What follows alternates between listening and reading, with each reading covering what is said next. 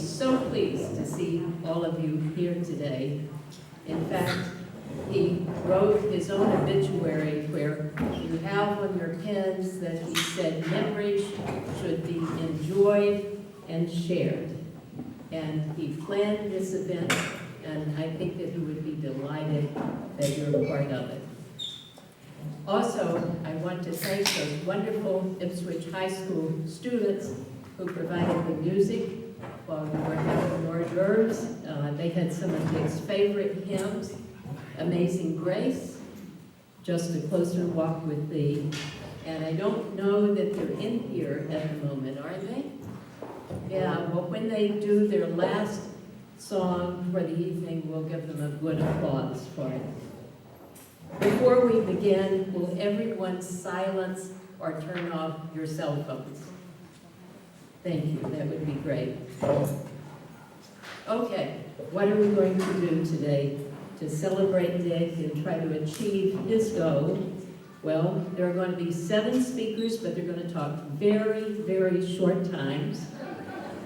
And the main talking will be to have everyone in the hall introduce yourself and tell how you were connected to Dick. And he would like that a lot because he loved people having fellowship that he loved, and he certainly loved everyone in this room. I know all of you have personal stories you'd like to share, but we just don't have time. I mean, if we all shared our personal stories, we'd be here till midnight, and I don't think anyone wants to do that. But we have these delightful memory boards around the room here, and I would encourage you to write on one of the Post-its, hang it up there, and I will take them and put them in a remembrance booklet. All right, let's move to our first speaker of the day, George Jewell. George was chair of the school committee 40 years ago when Dick was hired as superintendent. At that time, Dick was working as acting superintendent in Raymond and Candia, New Hampshire, and assistant superintendent in Hooksett and Auburn, New Hampshire. George, where are you? Down here. All right, come right up. Even though I was chairman of the school committee when Dick was first hired, I'd like to do something a little different about some things about Dick that some people may not know, okay? At the age of 14, Dick was the youngest boy in Massachusetts to ever receive a scholarship for the Boy Scout Jamboree in Valley Forge, Pennsylvania. He really started learning a lot about leadership skills in that program. Dick was also president of his high school class all 4 years in high school. When he was teaching in Raymond, he was elected president of the local Teachers Association. During his first few years in Ipswich, he was elected president of the Rotary Club. Dick worked tirelessly during that time to secure a positive vote to allow women to become members. The week after his presidency, that vote happened. Dick was always pleased about this accomplishment. Apparently, Rotary members were too. They voted to award Dick the Paul Harris Fellow Award. This is about the highest award a Rotary Club can give to a person for outstanding membership. Awarding this fellowship cost the club several $1,000s, so few people have ever received the Paul Harris Fellow Award. Dick also loved opera. He and I would go to the simulcast events from the Metropolitan Opera in New York City. He said the music made him feel joyous. Dick was a wonderful gardener. He grew some of the most specialized irises probably in the town of Ipswich. And he grew hundreds of beautiful peonies. Dick and I were retired, or when we were retired, we went RVing together along with our wives. We visited many Civil War battlefields as well as things such as the New York Metropolitan Museum. Dick was a reader. During the early years of his retirement, he kept a list of the books that he had read. The last time I saw it, there was well over 1,000 books that he's read. He was a wonderful guy and a faithful friend. I will miss this talented and fun-loving guy. Thank you.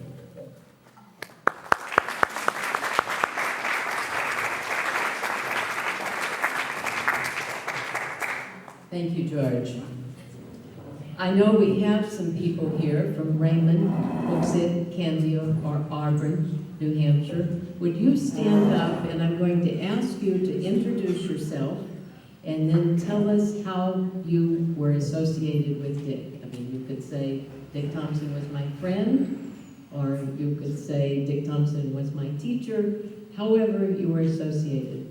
Since we're trying to move quickly through this so everyone in the hall will have an opportunity to do this, we will say that if you can leave it at that and let the next person begin to speak.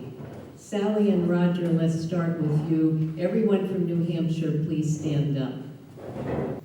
Okay, well, my husband knows Dick because I introduced him to him. But I was on the school board when Dick was a teacher and moved into the elementary principal's job. And then he was hired as assistant superintendent in the Candia, Raymond, Auburn, and Hooksett supervisory union, we used to call it in those days. Great, so school board member all the way. Yes. Thank you, Sally. Roger, welcome as well. Yes, okay, Jenny and Tom. Well, Carrie's first. Okay, Karen, Hi, Kerry Clark. I live in Canterbury, New Hampshire. I graduated from Raymond High School. Mr. Thompson, Richard Dick, was my science teacher for 4 years. He was also a mentor who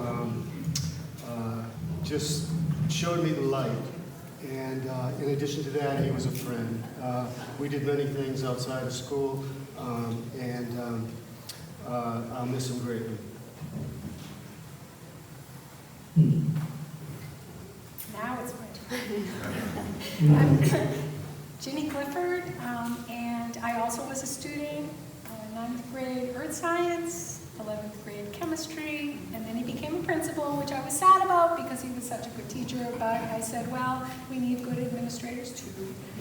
And he was the best teacher like ever, and I've been to a lot of school. I'm like a schooler. You just keep doing it. He was really the best. He is in my, the security questions, like who is your favorite teacher? And you don't ever forget. So, and I'm so blessed. I was fortunate enough to tell him why. And I think that is so special. And became reconnected, and so he was my best teacher ever and became my friend. I'll second I'm Tom St. Martin. I also graduated from Raymond High School. Dick Thompson was my science teacher in both physics and chemistry. But as Carrie and Jenny both mentioned, he was more than that. He was also a mentor. In addition to science and mathematics, he helped me understand that it's possible to advocate for things from within the system. So he did a considerably great deal more than merely teach me about momentum. Yeah, thank you all. Yeah, anyone else here? Okay, all right. When Dick was hired in Raymond, he was immediately recognized for his leadership skills, and he was promoted to Director of Sciences right off. And as I mentioned, he was then appointed later to elementary principal, to then assistant superintendent, and then acting superintendent. But in 1968, during his time period at Raymond, he decided that he wanted to know more about physics, so he applied to Brown University and Cornell University. He was accepted with full scholarships for a master's degree in physics from both places. But since Carl Sagan, the world-renowned astrophysicist, was at Cornell, well, he went to Cornell, and he, after receiving his master's, Cornell indicated to him that they wanted to give him a full scholarship for a doctoral degree in physics. He had 6 children. He decided he could not ask his wife and 6 children to live on a reduced income for that long. So he returned back to Raymond. He had been very happy there as a teacher and administrator, and he was elected twice by the students as Teacher of the Year. And let me tell you, he was always proud of that honor. Now, I'd like to ask, there are at least 2 people, 3 maybe, from Dick's hometown of Turners Falls. Would you stand for a moment? And again, same kind of guidelines, just your name and a very quick thing about how you were associated with Dick. Well, I have to admit that Dick was the best class president the only class president. Sorry, but he was in a different class than me. I was a cheerleader. Dick was the brainiac, so I didn't have that much to do with him, but we were always close and I respected him dearly. And if he asked me to do anything in the class, I was going to be doing it for him. Dick was a great person, and I think I was just telling the folks here, or my friends here, that I'm sitting with, that I think that Dick and I were related in a long, far away way.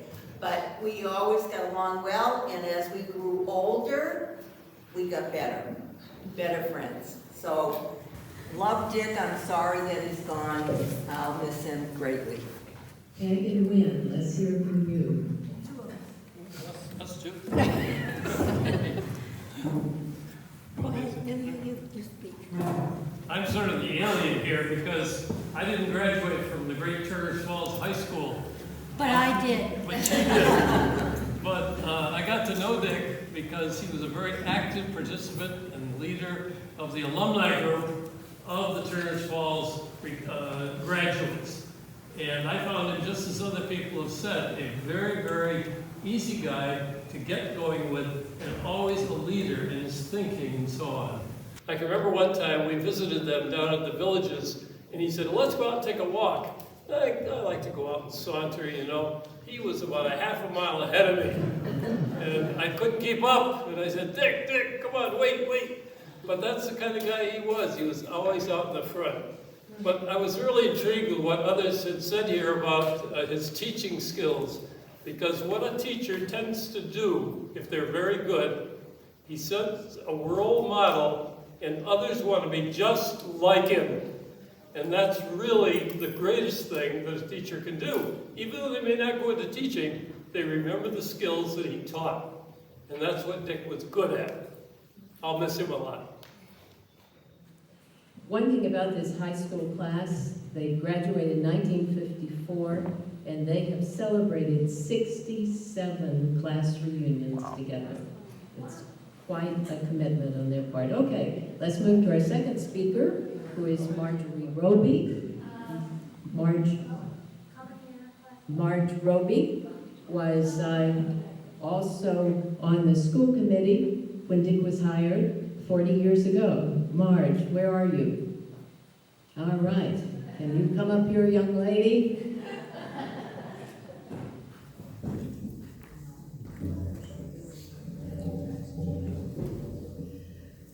Hello, everyone.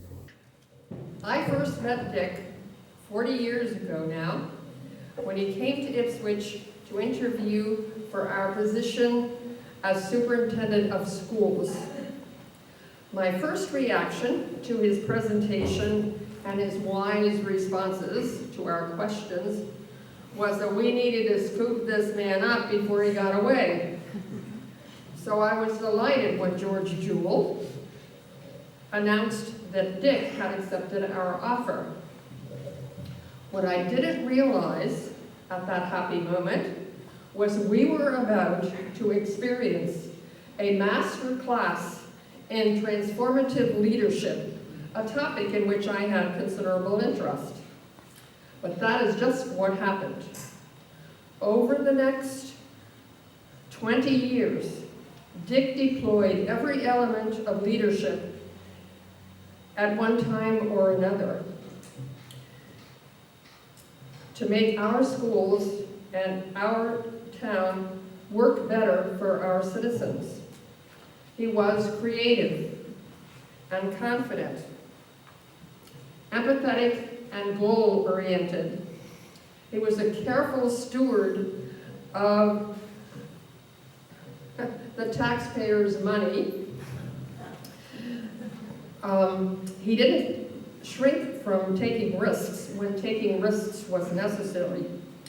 He provided space and encouragement for others to lead to.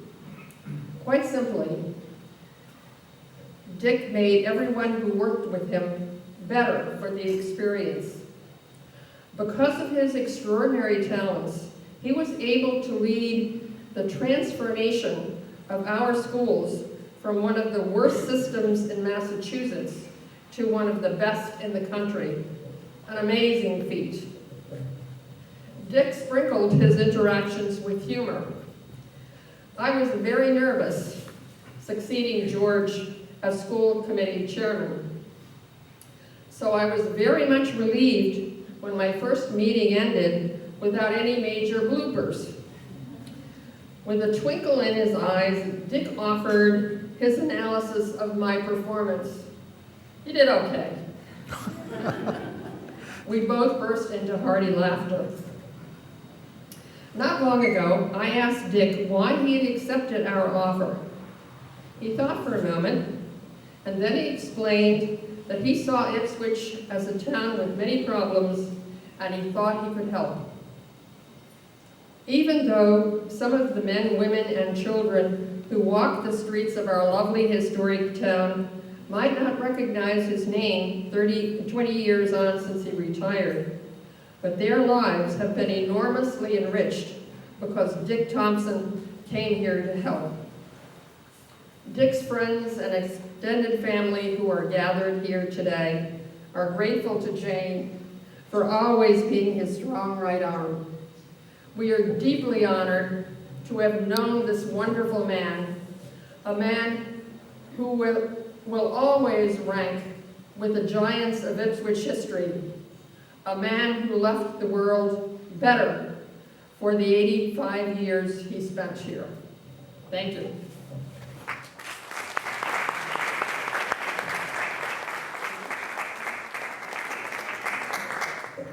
I'm sure Marge wouldn't mind my saying that at 90 years old, she is now writing her third history book on Ireland and walks on her treadmill every week.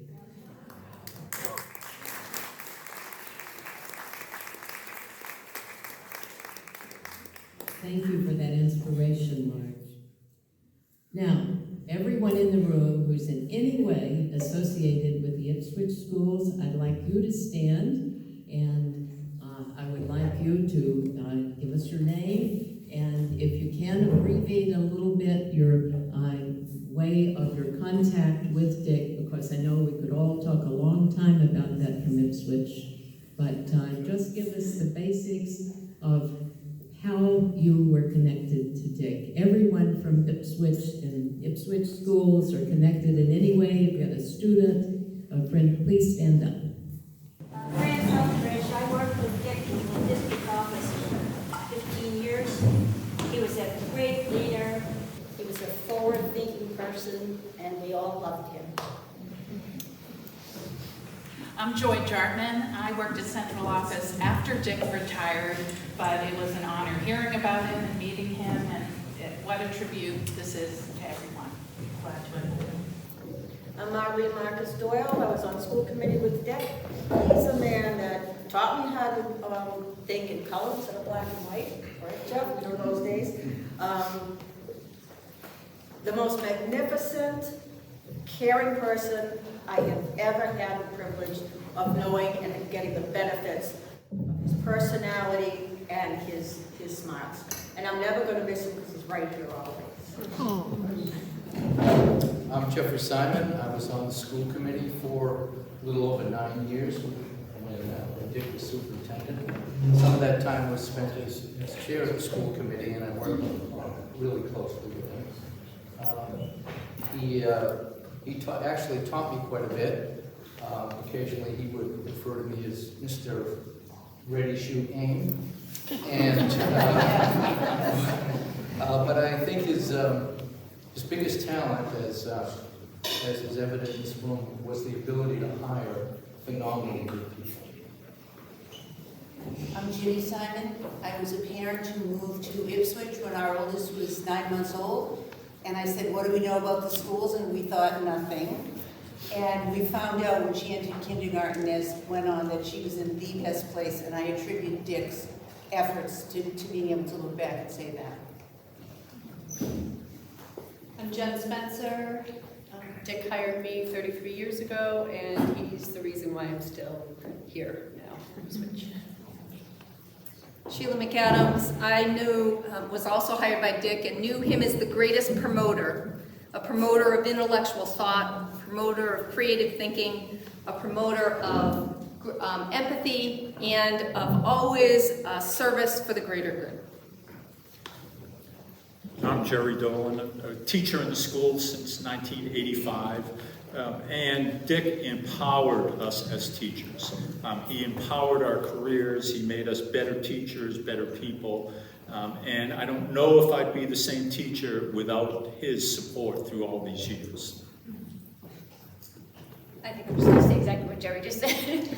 Kathy McMahon, I am currently the middle school principal, was a teacher at the Winthrop School. Dick hired me 30 years ago, and echoing what Jerry said, the word empowerment comes to mind. Dick, I don't think I would be the leader or educator I am today without his leadership, his knowledge, his kindness, his mentorship.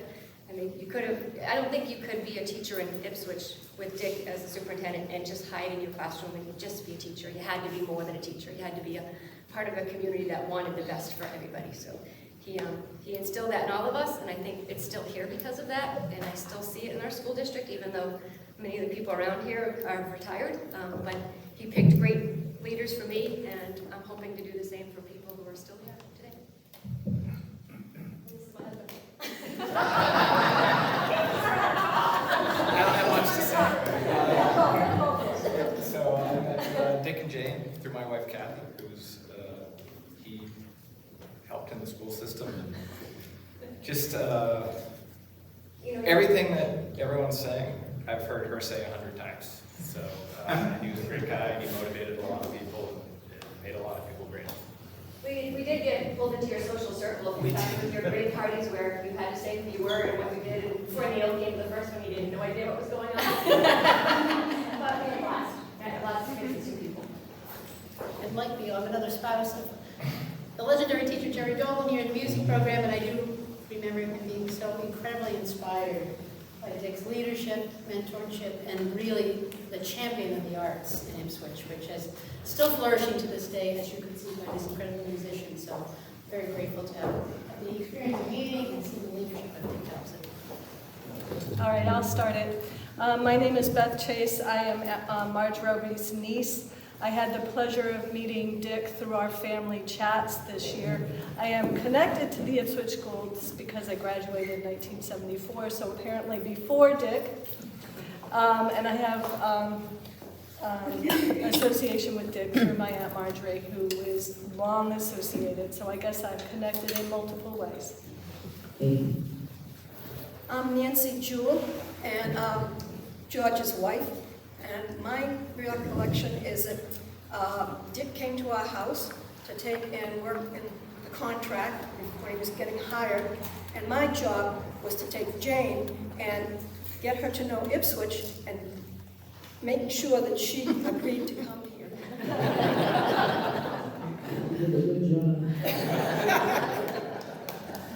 And we've been friends ever since.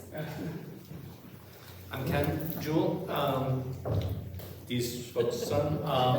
Dick, the first year or so that he was superintendent in Ipswich, he lived in New Hampshire still. So he would come down and have dinner with us before going to school committee meetings and stuff. I have vivid memories of him still teaching, tutoring my brother in science, who's now in the middle school, has been for the last several years teaching. And he's a real inspiration for all of us. You saw me before, my name is George Jewell, and Dick has been my friend for 40 some odd years. We hired him, and I think he ended up being much better than what I originally thought that he could be. So things seem to have worked out very well. Adrian, we're both from high school, Ipswich High School, and at that time, I guess Dick was the guy who would tell us if we had a snow day or not. And, but now we've known him because we've lived across the street from Dick for about 20 years now, so he's been a great neighbor and kind of the contractor supervisor. I do a lot of stuff to my house, so he would come over and see how the work is going. So he kept an eye on me, but also I'm also the program director for RadTech, Radiologic Technology at North Shore Community College, and so we've had a lot of great conversations just in the driveway talking about teaching in school and whatnot. So a mentor and a friend in between us. Next day, Karen Linewas. Dick hired me to teach English, but from him I learned that teachers can be leaders in their own classroom as well as across the district. And his leadership had a huge impact on my own 3 children as they went through the Ipswich schools, as well as in my own professional growth. I'm very happy to be here to honor him today. more people from that table. Alan Swan, I served with Dick on the Curriculum and Instruction Committee that he ran for a number of years.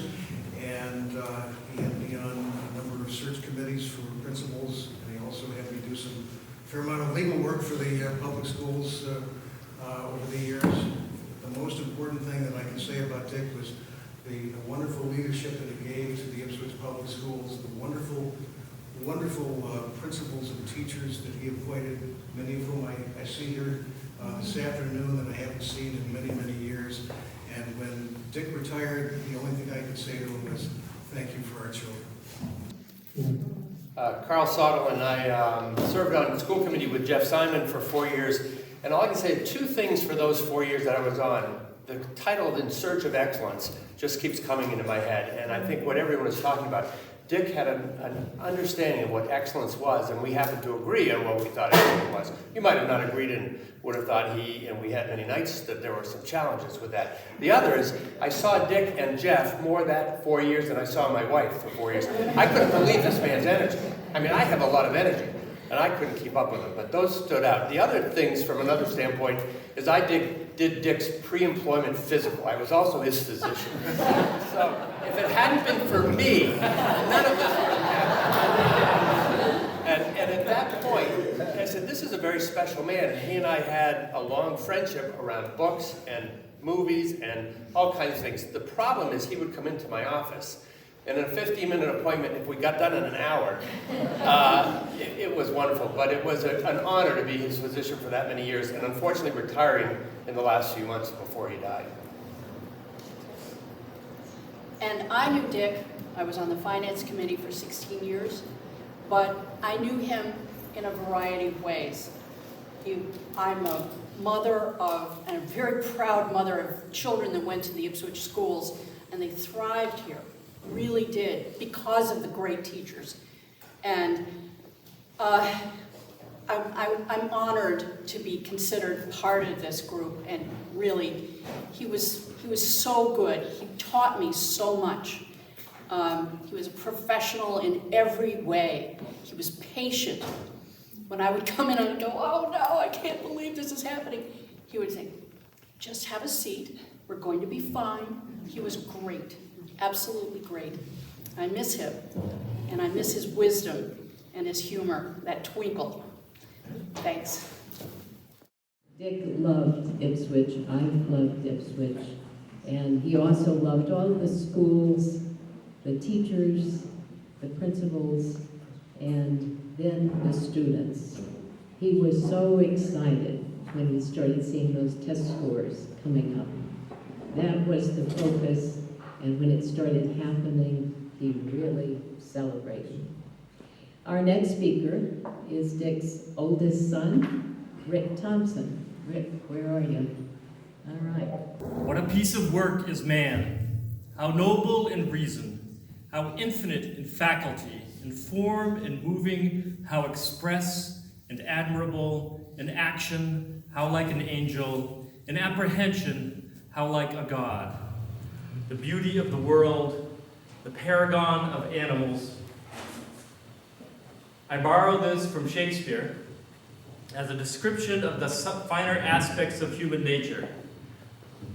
My father shared in those finer aspects, and like all human beings, he had weaknesses. Today we gather to honor his inspiring strengths and to let his frailties pass. The long and short of it, I slipped that in as one of his favorite phrases. The long and short of it, about the time I was born, the fourth of what would be 6 children, my father bought a drafty, tired old house. It's what could be afforded on a teacher's salary. I spent much of my childhood working with him on weekends and summers, making that house into a warm and inviting home. My dad, from early in my life, taught me many lessons in this process of rebuilding the house. Other children played catch in the yard while I played fetch and learned what tools do.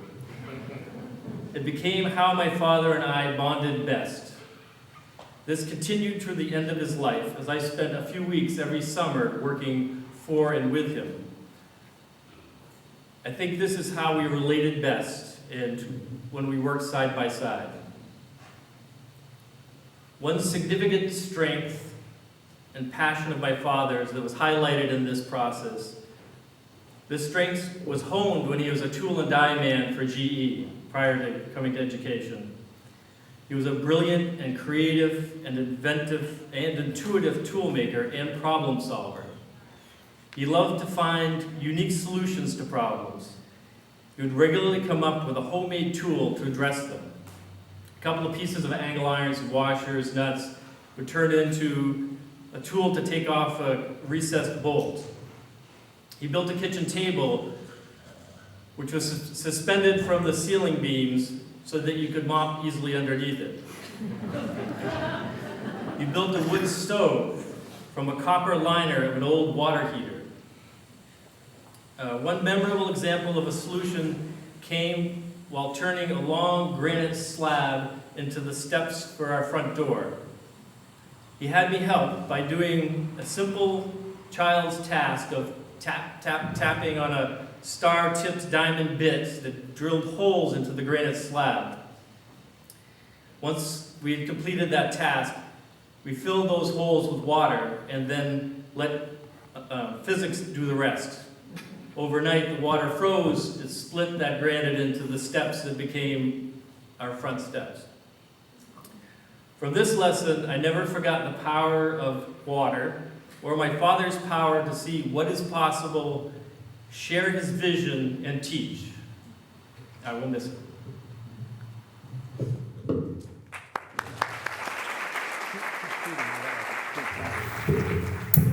Thank you, Rick.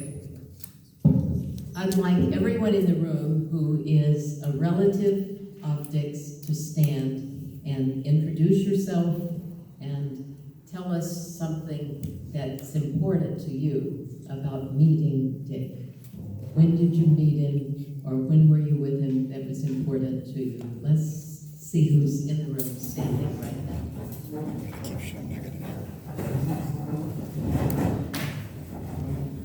All right. We'll start over here. I think that some of our people over here weren't in the receiving line.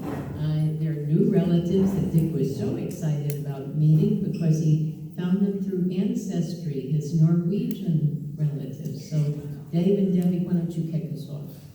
And this linked me to some other cousins of Norwegian and Swedish ancestry. This allowed us to have a reunion in our house where Dick and Jane came and Barbara came and some other cousins. There were probably 22 of us, one from New Zealand, as a matter of fact. So that was, I believe, the only time I met Dick actually in person was at that reunion. And then through Zoom meetings, we communicated with Dick and Jane very often, and I just became infatuated with them. It just resonated. His grandfather and my grandfather were brothers, and my mother was a Thompson. And Dick and Jane went to the family farm in Farson, Norway. My wife and I were able to go there 3 years ago and also view the Thompson family farm over in Norway. So I've known him the least of anybody here, which is really unfortunate, but I just came to love the man and Jane. Thank you. Maya, this is Thea, we're missing one more. We're his grandchildren's daughter of Rick and Laura over there. He always supported us. I played basketball. He was always excited to send me news articles about me, all of that. And I am following his footsteps in education, as well as my father. Yeah, he's just always supportive. I'm Betty Thompson's daughter. I'm the best child.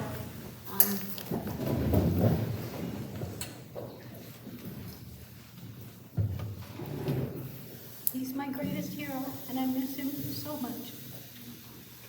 Thank you. Who's next there? I'm Laura. I'm Rick's husband. Rick's wife. And I just remember all the wonderful trips that we went on together, and it was lovely, all the great conversations, and I'm really going to miss that. I miss him.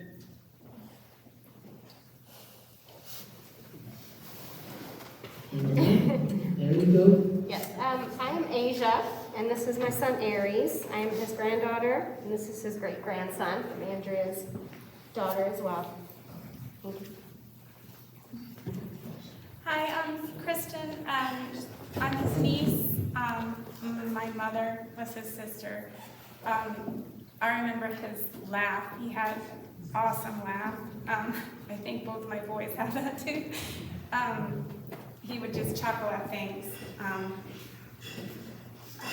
I remember he would get really excited about teaching things, and it's a wonderful thing to have a curiosity about life, and it's a wonderful thing to share that with others.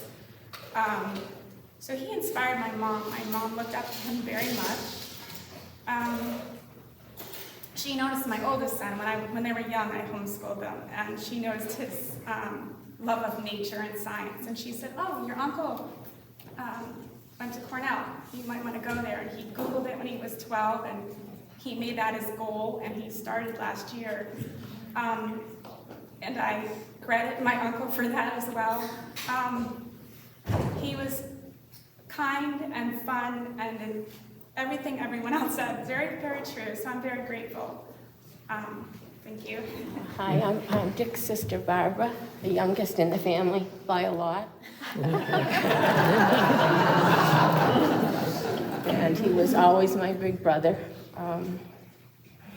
I remember I spent a lot of time with him. As a teenager out of high school, I went to live with the family, with the 6 kids. And when he was suffering through cancer at that point, so he was very instrumental. And he helped my kids get into college. I think they realize it now. Back then they weren't always happy because he encouraged them to take AP courses. He was the reason we had our first computer. Dick helped me finance the computer so it would help the boys. And in return, I would happily drive his car and take Dick and Jane to the airport in many countries of the world where they were off to, and they used to bring me home sweatshirts from Spain or wherever it was they went. Yeah, I'm going to miss him, and it's really hard to not think that he's here because he would love this party, and I know he loved all of you. Hi, I'm Matt. This is my wife Lucy, my daughter Isabel. Dick was my uncle. I hate public speaking, so I'm going to edit that. And we have another Cornell guy here too, so other people follow in his footsteps. Lucy? Matt and I actually met at Cornell, so when I got to know his family, I was introduced to Dick and Jane, and I think being from another country, it really helped me connect with them. They were very well-traveled, well-cultured, well-read. They liked opera, and it always made me feel very welcome and like a part of the family, and I really appreciate that. Thank you. More people in here. Sure, I'll go. I'm Neil Thompson. I'm another of Dick's nephews. Besides the family connection, we also share the education part. His pioneering efforts up here in Ipswich did not go unnoticed with McGraw-Hill, the textbook publisher, when I worked for them for 10 years. And he would invite me up to see what was going on here without textbooks and original curriculum being produced. It got the attention in New York City. There wasn't a lot of changes, unfortunately, but it was on their radar what was going on up here. I miss mine.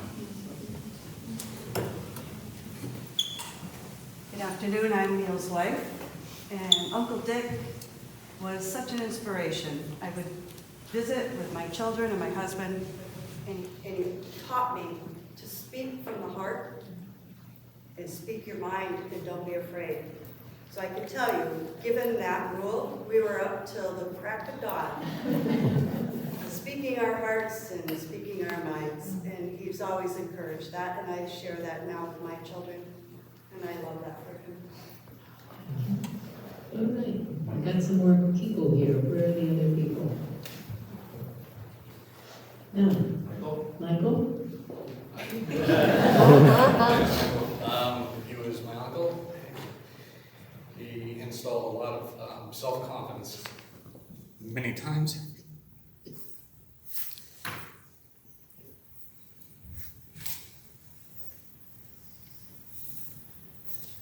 We miss him.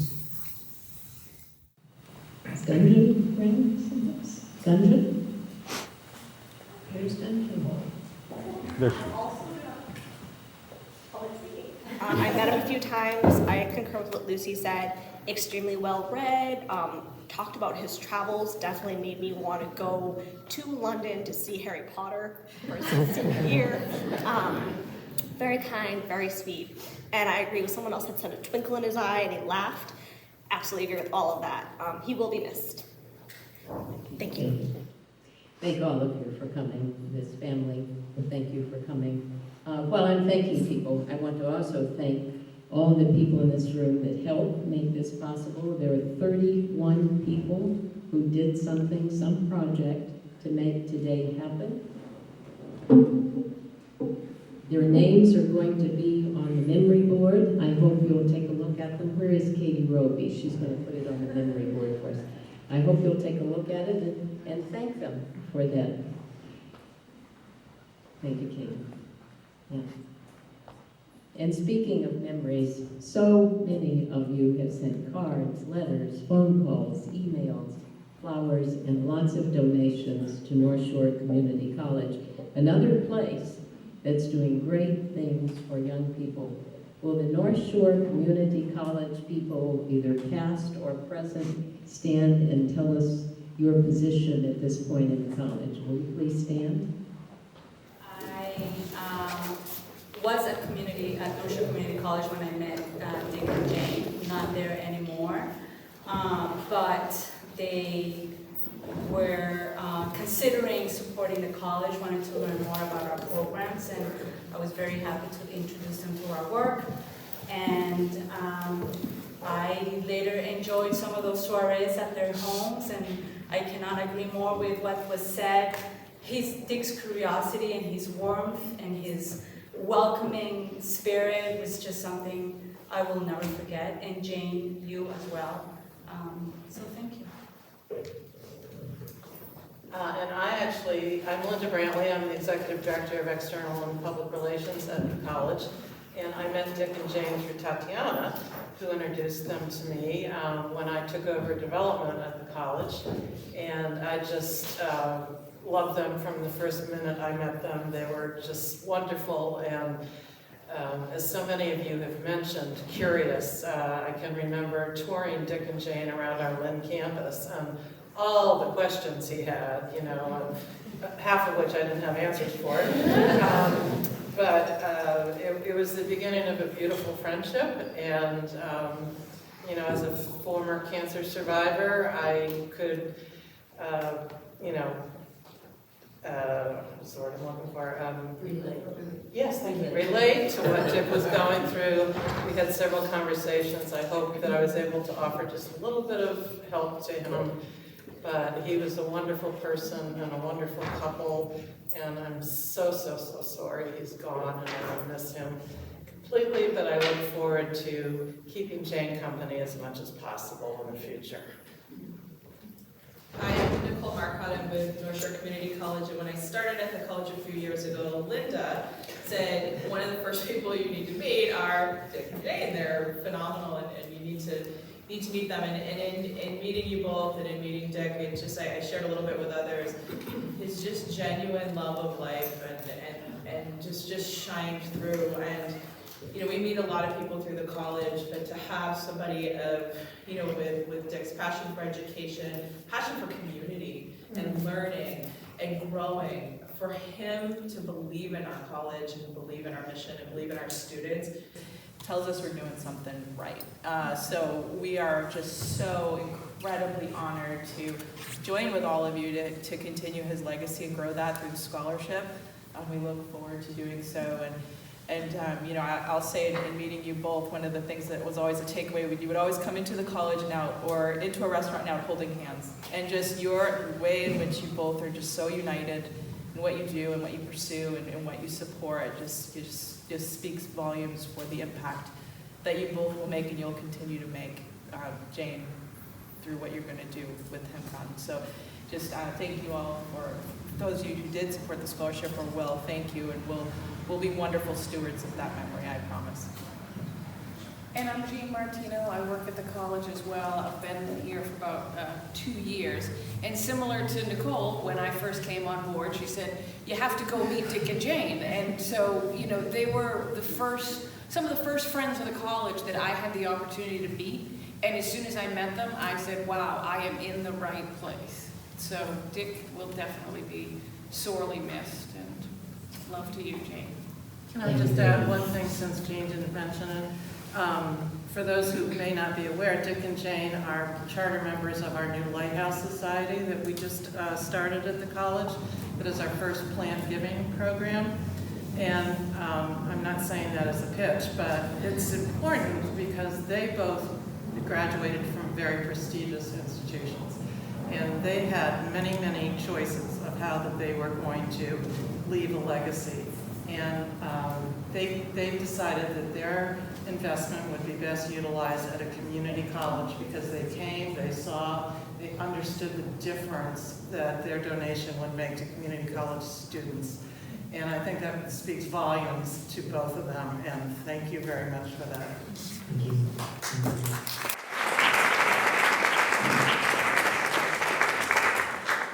Now, we're going to hear from the 4 principals who worked with Dick at the time of his retirement.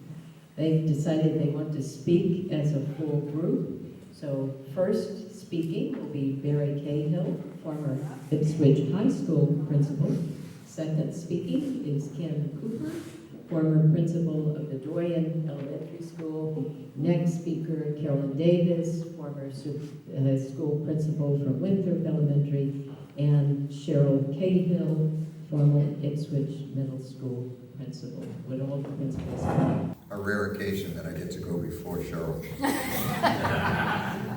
My first contact with Dick was a phone call back in 1995. I had been a high school principal for 10 years at that point. And he called to ask me if I was interested in Ipswich High School. I thought about it and I said, we'll talk. And being 2 words govern him in my brain. One is unique and the other is visionary. So the first piece of unique with him was my interview was at a restaurant in Reading. That's different. It was actually Cheryl and Dick who came out and said, I don't think I ate a thing. This was a little disconcerting. But in any event, I clearly checked off a couple of boxes in that. And the second piece of that is Jeff Simon came down to Oakdale where I was. And he clearly didn't have high expectations, so he checked off a box and said, this guy's okay. And gave me the head off for an interview. But unique. He had a committee of 15 who were doing the principal search. He had me wait in a room just outside in the old high school, just outside where the interview was.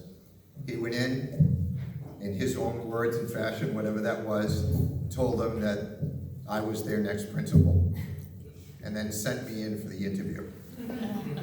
He forgot to tell me that there was one question about a scans report that Ipswich knew about that I had no idea about. So in any event, the interview went pretty well. I did get asked about a scans report. Carolyn Davis asked the question. Thank God I said, I don't know what it is.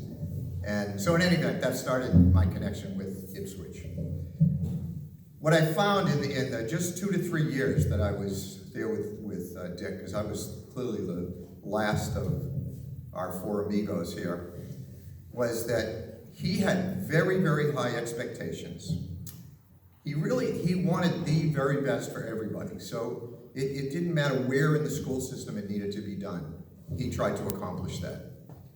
His great legacy, and how fortunate to do this, was that building that people drive by or occupy every day. It's been there for 20 years. It'll be there for another 30 years. Just a little insight into the building, because I think this speaks to Dick. When the whole concept of the building came up, it originally was going to be a high school. He knew that it needed to attend to the issues of middle school as well.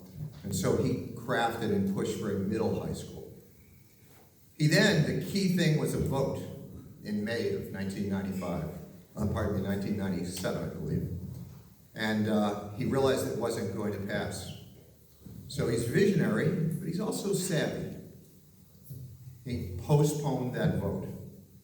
And he told all of us that we needed to get answers out there and inform the community of what this was going to do for the community. And so again in October, the vote took place, it passed, and then the building. Then the rest of that time was working with architects, developing a plan, and for a very, very strong architectural firm who did a lot of buildings in Massachusetts, one of the leaders of architecture in Massachusetts. They got challenged like they were never challenged before. This was a superintendent who knew what he wanted, who didn't want to hear from them why you couldn't do that, and then also sent us out, along with him often, but to go check out the best of other schools. So we visited within the state, outside the state, and we grabbed a piece. We went to Bowdoin, I believe it was, or something, a piece of the library. That kit went into it. Cheryl had a meeting with students, and they crafted the idea of a pod where people would come together, classes would come together. That went into it. Dick thought he was hiring a jock for the high school, and he thought he'd have a hard time convincing me that the theater would be important as opposed to the phys ed facility.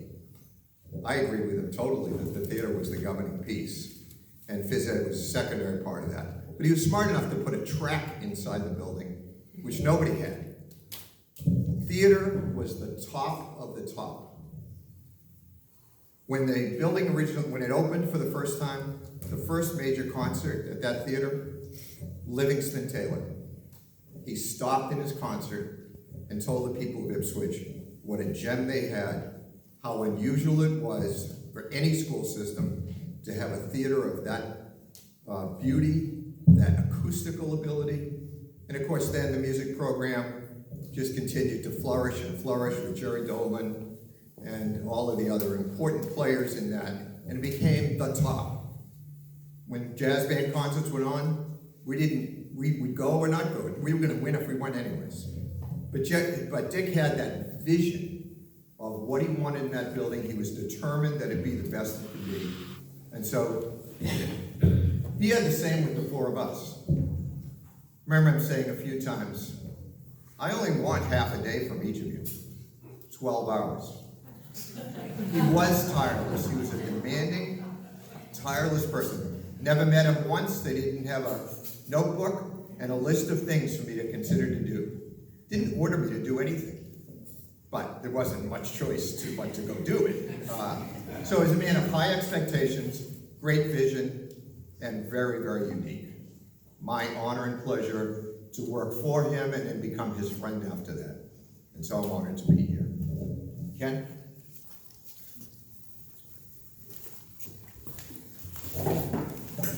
Dick was an educational leader extraordinaire. When he hired me in 1987, I immediately got the idea that I had the good fortune of being employed by a superintendent who was laser focused on providing Ipswich students with the best possible education. For example, Dick regarded teachers as professionals, and as professionals, he felt they should have a role in developing curriculum. So we created subject area committees. Teacher leaders in each school in all major subjects were provided funds to attend seminars and workshops with the goal of identifying and bringing back to Ipswich the very best materials and curriculum. This was the beginning of the culture of we, not me, not you, us. Teachers, administrators, staff, all working together, and students were part of this as well. Students played a part as members of the student leadership teams that were formed in each school, with hundreds of students regularly volunteering to help out. Dick was a futurist. He introduced us to the work of David Thornburg, who said, "The future isn't what it used to be." So we thought about that. And Dick saw that our society was changing so rapidly that aspects of the traditional curriculum were becoming irrelevant. And we needed to think carefully about how to use instructional time. So we swapped some of handwriting time for keyboarding. And we introduced calculators, even in primary grades in math, so students could be introduced to fractions and decimals instead of just worksheets. In the early 1990s, most schools had a computer lab. Students went there once a week.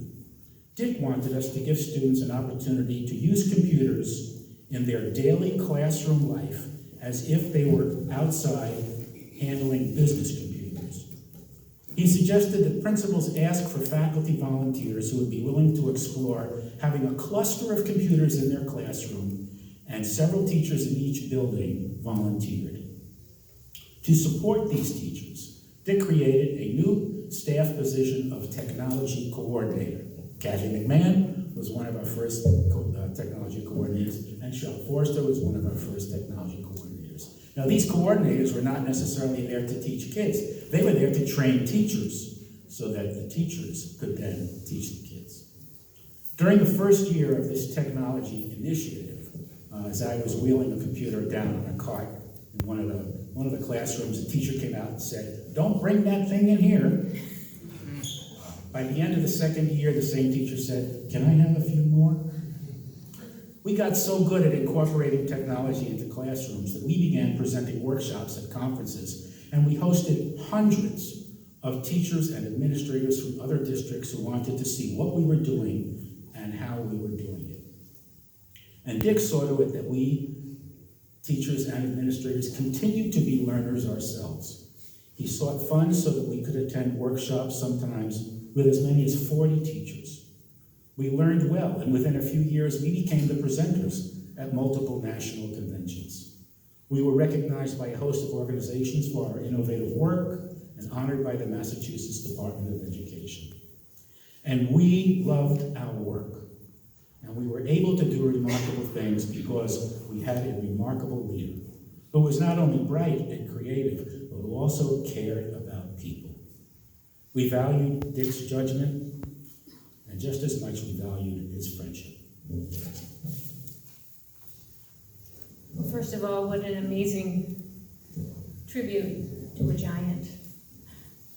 So thank you, Jane, for allowing all these voices to be heard.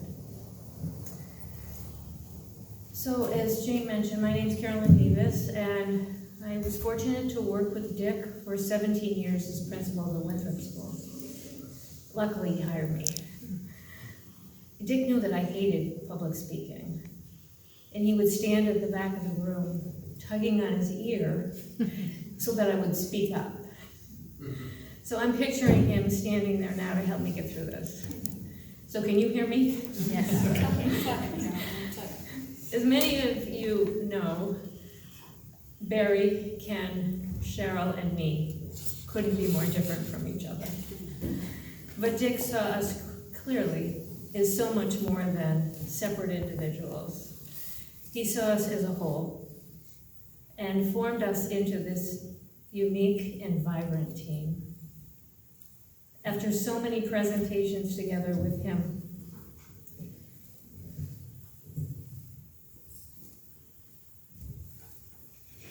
I was doing fine. This is the most poignant of all, as we are back to honor our beloved leader. So Dick famously said, "Principals are the leaders of other leaders." Initially, I had no idea what he meant when he said that to me. But with his guidance, his trust, and high standards, that's exactly what we all became. So to me, Dick will always be a magnificent leader. I think of him like a great tree, solid, wise, and ever-present. With deep roots, he supported each school so that we could give our best to the students. He was a canopy, protecting and nurturing all of us, teachers, administrators, parents, and particularly the students. He expected us to reach high, climb higher, and be the best we could be. He was a brave champion of the arts, technology, and creating healthy school cultures, a healthy school system. So Dick gave us the freedom to do the job our way, and mostly knowing that getting out of the way was what was needed. And then we owned it. Barry built a magnificent treehouse, and Cheryl a sensational tire swing, Ken a brilliant birdhouse, and for me, a nurturing nest. As Lao Tse said, "What is well planted will not be torn up. What is well kept will not escape. Whosoever molds his community, his life will grow, and his legacy will live on." Dick's legacy of lifelong learning and professional development is a reminder that we are never done. We are meant to keep on learning, all of us, and teaching, and making our schools and our lives better. So as a visionary, Dick brought us to national conferences so that we could bring back new ideas.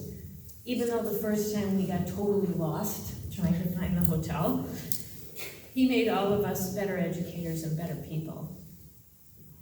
So I still picture Dick at the ice cream social with his white pants and red suspenders, our very own good humor man. He was so much more than that, and so much more than my boss. He was a guide, a mentor, and my friend. Maya Angelou's poem, "When Great Trees Fall," begins and ends with,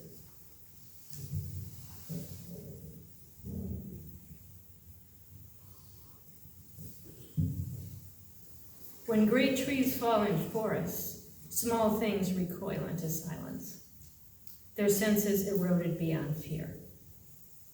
And when great souls die, after a period, peace blooms, slowly and always irregularly.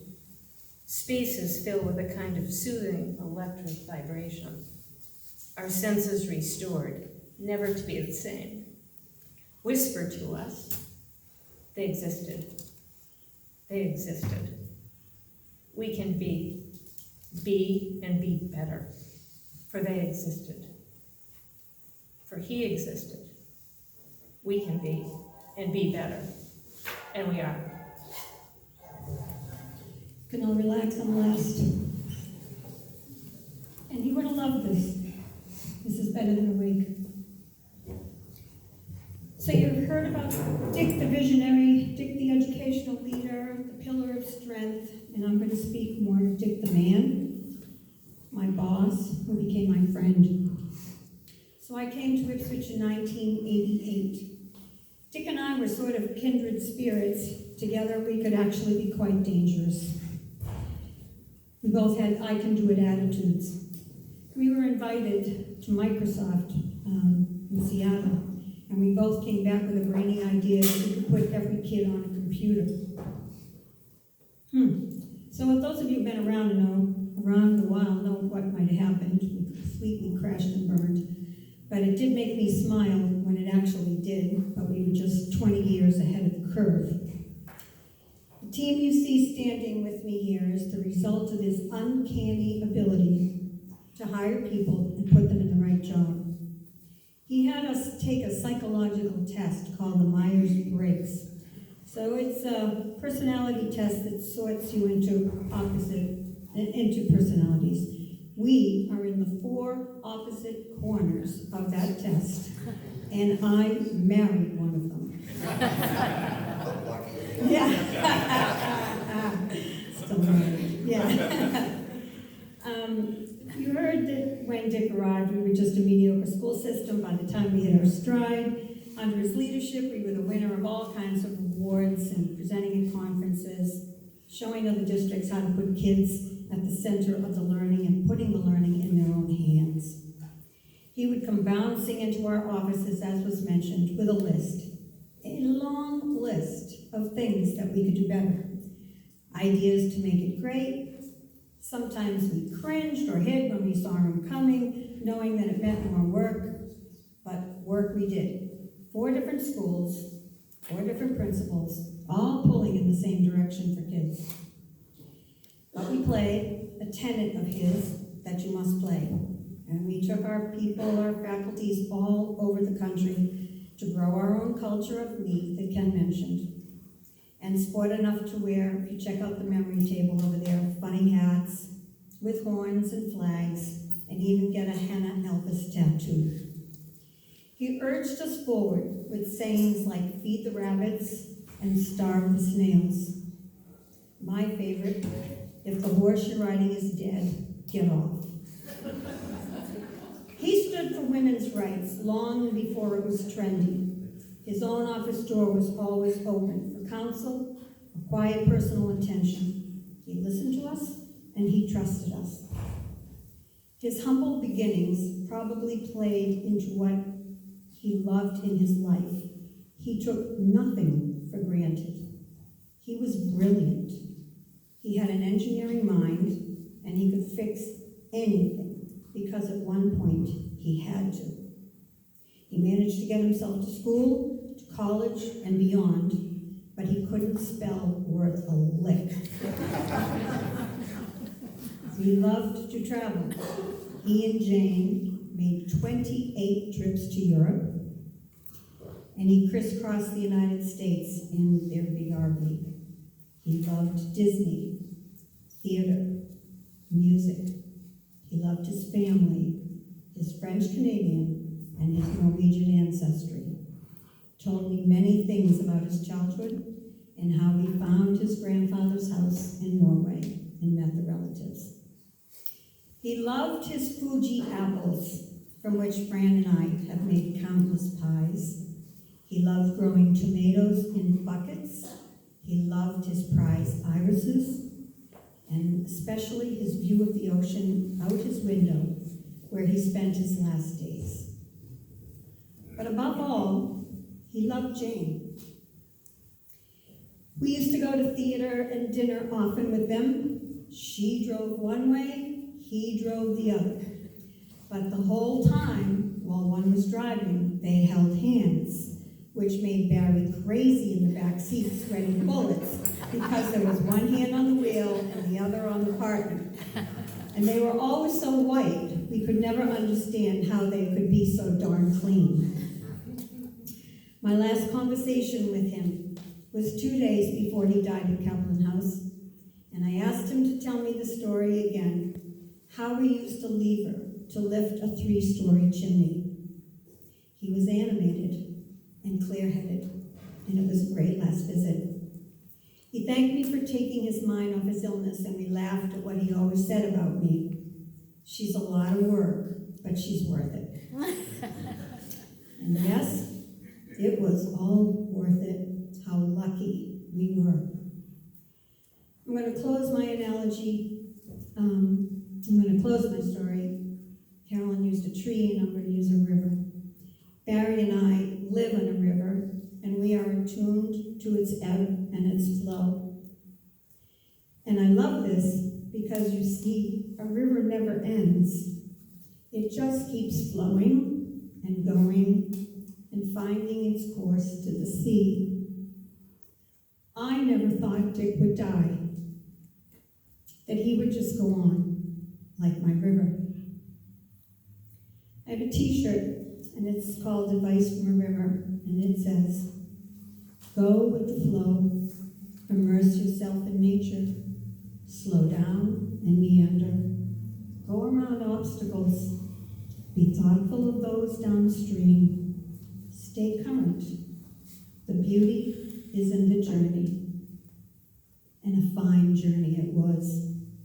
We are all, everyone in this room, better off having stepped into the Dick Thompson River of life. And we will miss him forever. On behalf of our students, I just want to thank you for letting them be part of this life celebration, celebration for Mr. Thompson, a life well lived. I just want to say a short, quick story. It was June 1985, and I had my final interview with Mr. Thompson. And it went very well, except for the last question. He asked me, what is the music program going to look like? If I come to a rehearsal, what am I going to see? And I got caught up in all the minutiae about it. Last year, I had the opportunity to speak to Dick about what it looked like. All those years, that question bothered me, that I never answered it well. But I know you're listening, Dick, but this is what the music program looks like. It's for extremely bright, respectful, hardworking young people who are busy. With one email, they said, yes, we will do this. We understand the importance of today's celebration. We put in an hour of rehearsal on Friday from their busy schedules, and they put this all together themselves. So I'd like to introduce students. Nell Wolfer will be a senior next year at school. Aviana Gam Diaz will be a senior next year at school. Keegan Iwanicki just graduated and will be heading to the Jacobs School of Music at the University of Indiana. And Jacqueline Jarvis will be a junior next year. So we will be playing a really beautiful, simple piece called Lullaby by William Holford.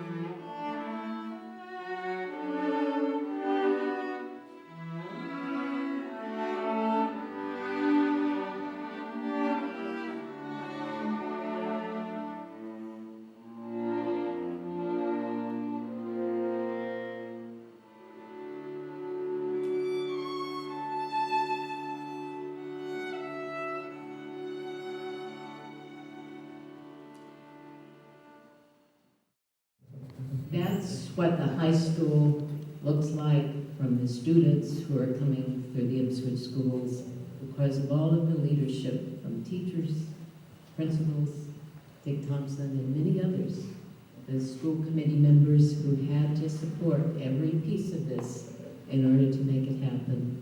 I thank all of you. Dick Thompson was my sunshine. He was brilliant, caring, forgiving, joyous, creative, and the love of my life for eternity.